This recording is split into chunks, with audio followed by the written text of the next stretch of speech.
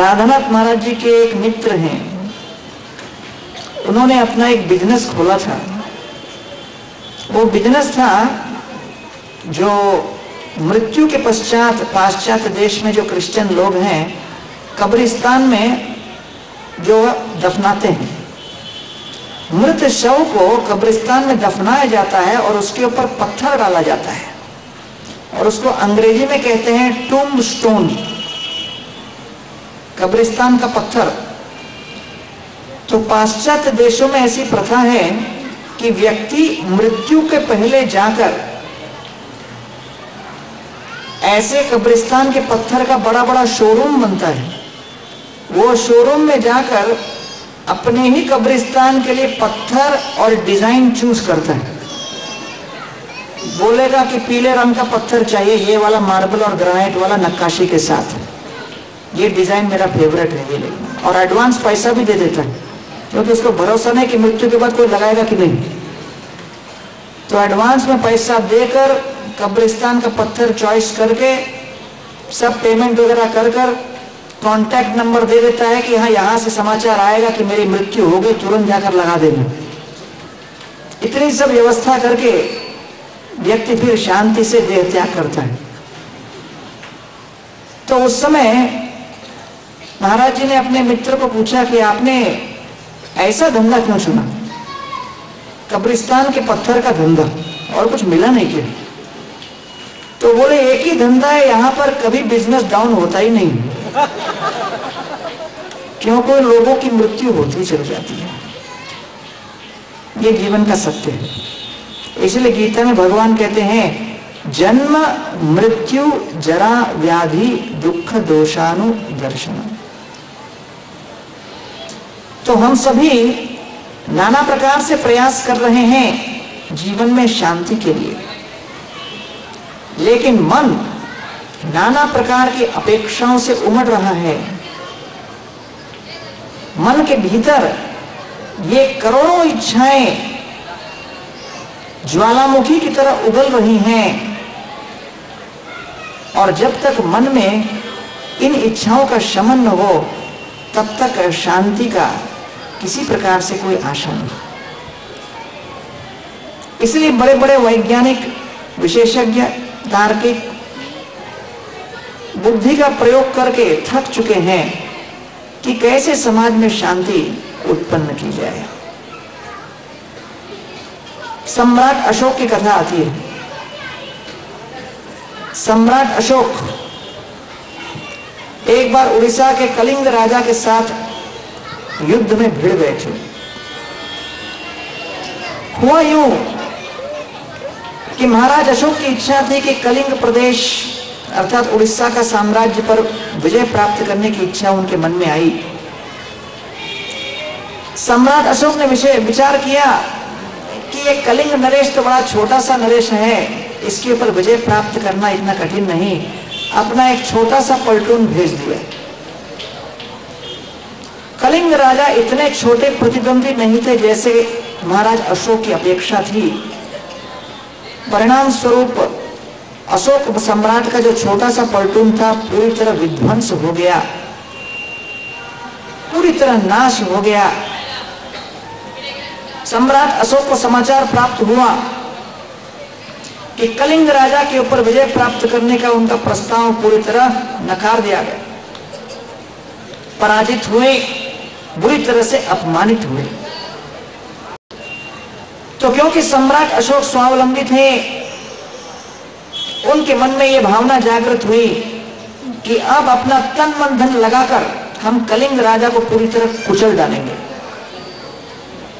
तो सम्राट अशोक ने अपने विविध प्रकार से जितने अलग अलग प्रकार के सेना के जितने पलटून थे सबको बुला लिया और अपनी सम्यक सेना के साथ महाभयंकर आक्रमण कर दिया कलिंग राजा के ऊपर। और उस समय कलिंग राजा इतने विशाल भी नहीं थे। सम्राट अशोक की सेना एक सागर की तरह थी और कलिंग राजा की सेना एक छोटे जलाशय की तरह, दोनों में कोई तुलना नहीं थी।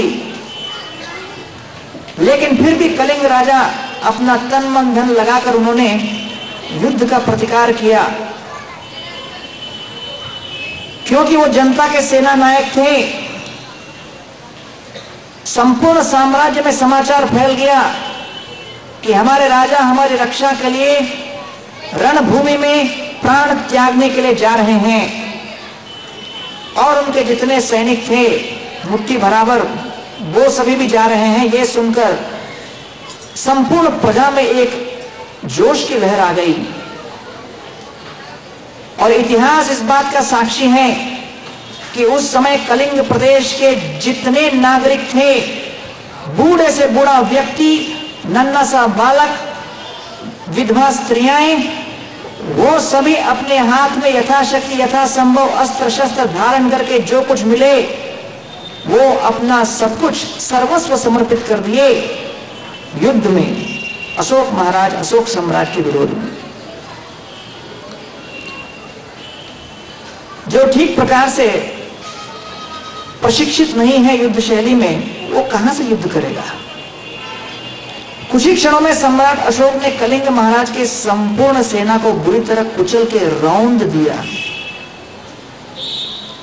और जितने उनके नागरिक थे वो तो बेचारे पहले ही अबला थे, उनकी तो कहीं गिनती ही नहीं थी।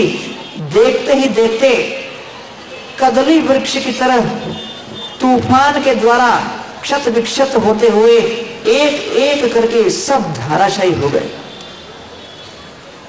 कुछ ही दिनों में संपूर्ण कलिंग प्रदेश उन सभी नागरिकों के रक्त से सन गया।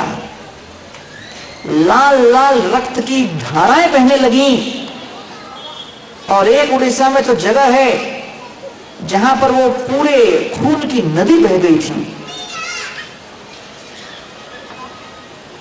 उस समय वर्णन किया जाता है कि जितने वहां पर मानव थे सबकी हत्या हो गई थी।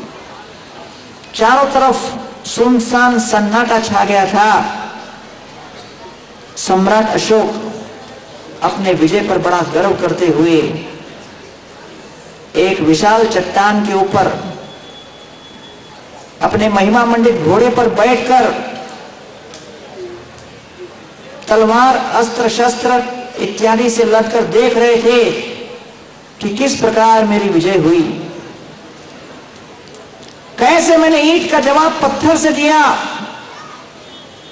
जो सम्राट अशोक के सामने अपना सर उठाता है उसका सर कट जाता है।